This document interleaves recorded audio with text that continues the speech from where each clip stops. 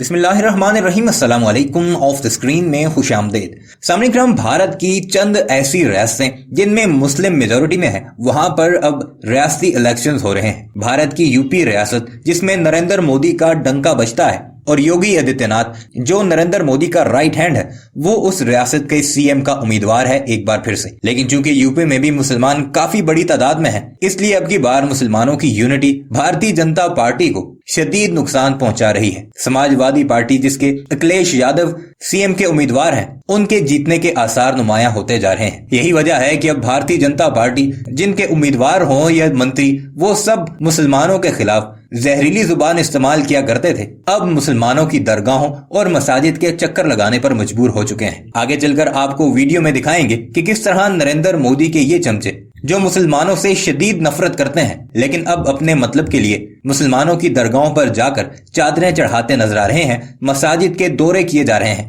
मुस्लिम रहनुमाओं से मुलाकात करके उनकी मिन्नतें तरले की जा रही हैं कि एक चांस भारतीय जनता पार्टी को मजीद दे दो। लेकिन अब की बार मुसलमानों ने भी ये तहिया कर लिया है कि चाहे कोई भी जीते, लेकिन भारतीय जनता पार्टी के किसी भी उम्मीदवार को कोई वोट या सपोर्ट नहीं मिलेगी। अब जब भारतीय जनता पार्टी की तरफ से 180 डिग्री यू टर्न मारा गया मुसलमानों के मामले पर, तो भारत के सोशल मीडिया में वो वीडियोस लगा कर इन्हें ट्रोल किया जाने लगा कि मुसलमानों को तो तुम पाकिस्तान भेजने की बातें कर रहे थे, अब किस मुंह से मुसलमानों की चमचागिरी करते हुए मुसलमानों से वोट मांगते नजर आ रहे हो, और जिन दरगाहों और मसाजिद को तोड़ना तुम्हारा वतीरा है, वहां पर कैसे विजिट करके चादरें और फूलों की पत्तियों के चढ़ावे चढ़ा रहे हो। आगे चलकर आपको दिखाते हैं कि भारतीय सहाफी कैसे नरेंद्र मोदी के चमचों को जलील करता नजर आ रहा है और उन्हें उनकी औकात दिखा रहा है कि तुम्हारी असल औकात तो मुसलमानों के खिलाफ बातें करना है, अब वोट हासिल करने के लिए कैसे तुम दो नंबरियां कर रहे हो। मगर वीडियो पर आगे बढ़ने से पहले आपसे गुजारिश है कि हमारे इस चैनल को जरूर सब्सक्राइब कीजिएगा और कमेंट सेक्शन में इस बारे में अपनी कीमती राय का इजहार भी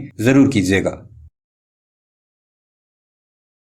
दोस्तों, सत्ता भी बड़ी गजब की चीज होती है। जब जाने वाली होती है तो ऐसे ऐसे काम करवा देती है जो जिंदगी भर ना किए हों, दिल पर पत्थर रखकर वो काम करने पड़ जाते हैं। जी हाँ, कुछ ऐसे ही काम इन दिनों भारतीय जनता पार्टी के तमाम नेताओं को करने पड़ रहे हैं, क्योंकि चुनाव सिर पर है। कभी कोई दरगाह जा रहा है, कोई चादर पोशी कर रहा है, कोई मस्जिद तक जा रहा है और जीत की दुआएं मांग रहा है। दरअसल वो जीत की दुआएं परवरदिगार से नहीं बल्कि मुस्लिम वोटर से मांगी जा रही है, क्योंकि समीकरण कुछ इस तरीके से बन चुके हैं कि हालात अब आ चुके हैं कि जमानत जब्त होने वाली है। कुछ ऐसा ही करना पड़ रहा है। लखनऊ कैंट से प्रत्याशी है ब्रजेश पाठक, योगी सरकार में मंत्री, दौड़े दौड़े भागे, दरगाह पर माथा टेका और दे दिया संकेत कि मुस्लिम वोटर्स के साथ वो खड़े हैं। लेकिन यहीं से होगा ये जमकर फजियत। आपने अमूमन देखा होगा कि जब जहां जहां इस तरह की घटनाओं को अंजाम दिया गया, जहां पर मुसलमानों को टारगेट किया गया था, भारतीय जनता पार्टी के किसी भी बड़े नेता ने उसकी निंदा नहीं की, उसके खिलाफ कोई बयान नहीं दिया, कोई ट्वीट नहीं किया, सोशल मीडिया पर कुछ लिखा नहीं।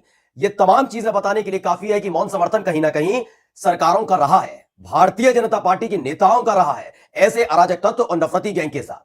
लेकिन बात जब चुनाव की आ जाती है तो चुनावी दौर में मुसलमान अच्छे लगने लगते हैं, मुस्लिम महिलाएं अच्छी लगने लगती हैं, ये तमाम चीजें होती रहती हैं। सबसे पहले आज हम आपको तस्वीरें दिखाने जा रहे हैं। लखनऊ कैंट से प्रत्याशी हैं, योगी सरकार में मंत्री हैं ब्रजेश पाठक। फिलहाल अब लखनऊ कैंट से चुनाव लड़ रहे हैं।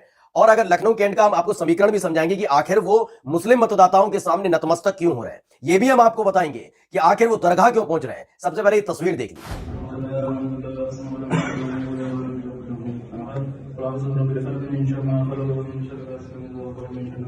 तो लखनऊ की दादा मियां दरगाह है जहां पर पहुंचे थे ब्रजेश पाठक। सबसे पहले आपको बताएं कि लखनऊ कैंट से जो प्रत्याशी है भारतीय जनता पार्टी के, वो है ब्रजेश पाठक। ब्रजेश पाठक के साथ ये समीकरण क्या जुड़ रहा है? दरअसल अगर लखनऊ कैंट की बात करें तो तकरीबन 3.5 लाख वहां पर वोटर्स हैं। समाजवादी पार्टी लगातार वहां पर ताल ठोक रही है, ब्राह्मण वोटर्स का वहां दबदबा है, लेकिन निर्णायक कौन है? मुस्लिम मतदाता। तकरीबन 35 से 40 हजार वो मतदाता है, वो जिस तरफ आ जाते हैं प्रत्याशी वहीं का जीत जाता है। ये इस तरह की स्थिति है। वो और बात अलग है कि अगर आपने ध्रुवीकरण करा दिया, ध्रुवीकरण का मतलब समझते हैं ना, हिंदू मुसलमान करा लिया, तो शायद एक बार के लिए आप प्रत्याशी जीत भी जाए। लेकिन हालात इस वक्त ऐसे बन चुके हैं कि हिंदू मुसलमान हो नहीं पा रहा है, और ऐसे में कहीं ना कहीं कुर्सी जाती हुई नजर आ रही है, विधायकी जाती हुई नजर आ रही है, तो मुसलमानों के दर पर पहुंच गए। यानी कि दरगाह पहुंचकर, दादा मियां की दरगाह पहुंचकर जो ब्रजेश पाठक के भारतीय जनता पार्टी के नेता, विधायक और मंत्री हैं योगी सरकार में, उन्होंने संदेश दिया है कि भारतीय जनता पार्टी ना सही, लेकिन मैं तो मुसलमानों के साथ खड़ा हूं। यानी उनकी नजर 35 से 40 हजार मुस्लिम वोटर्स पर लगी हुई है। और उसके बाद देखिए लगातार ब्रजेश पाठक मत्था टेकने पहुंच रहे हैं, चादर पोशी भी हो रही है, दुआएं मांगी जा रही हैं। वीडियो देख लीजिए एक बार फिर से।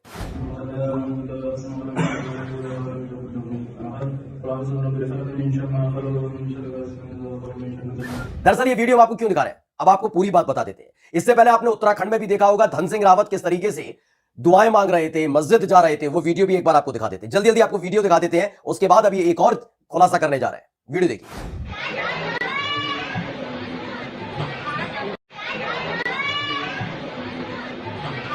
ये आपने वीडियो देखा। प्रधानमंत्री नरेंद्र मोदी का भी आपने वीडियो तस्वीर देखी होगी, जब वो चादर पोशी के लिए भेज रहे थे अजमेर शरीफ के लिए, उस वक्त की भी एक तस्वीर, ये जो तस्वीर आप देख रहे हैं, मुख्तार अब्बास नकवी नजर आ रहे हैं साथ में और प्रधानमंत्री नरेंद्र मोदी नजर आ रहे हैं। लेकिन अब इन सब तस्वीरों का मतलब क्या है वो बता देते हैं। चुनावों के दौर में ये तस्वीरें बहुत महत्वपूर्ण हो जाती हैं, जब आपको संदेश देना होता है। इससे पहले आपने तमाम नेताओं का बयान सुना होगा, भारतीय जनता पार्टी के नेताओं का, कि हमें मुसलमानों का वोट नहीं चाहिए। उत्तर प्रदेश के मुख्यमंत्री कहते हैं कि 80-20 वाला खेल है, यानी 80% लोग उनके साथ है और 20% कौन है ये सब जानते हैं। 20% का मतलब मुसलमान वोटर्स, उनको मुस्लिम वोटर्स की कोई जरूरत नहीं है। ये तमाम चीजें लगातार यहीं पर होती रही है। आप सोचिए, इस देश के प्रधानमंत्री को एकाएक याद आता है कि हमने तो ट्रिपल तलाक खत्म भी किया था और उसके जरिए मुस्लिम महिलाओं से अपील की जा सकती है कि वो वोट दें, और वही राग अलापते नजर आते हैं। वो वीडियो आपको दिखाते हैं, पहले वीडियो देखिए। उस पिता का कल्पना कीजिए कि कितने उत्साह उमंग के साथ बेटी को शादी करके भेजी हो और 3 तलाक कह करके उसको घर वापस भेज दें, साथ में 1-2 बच्चे लेकर के आ जाएं। उस बूढ़े मां बाप का क्या हाल होता होगा, जिनको ये झेलना पड़ता होगा। इनको तो 3 तलाक में भी विरोध था।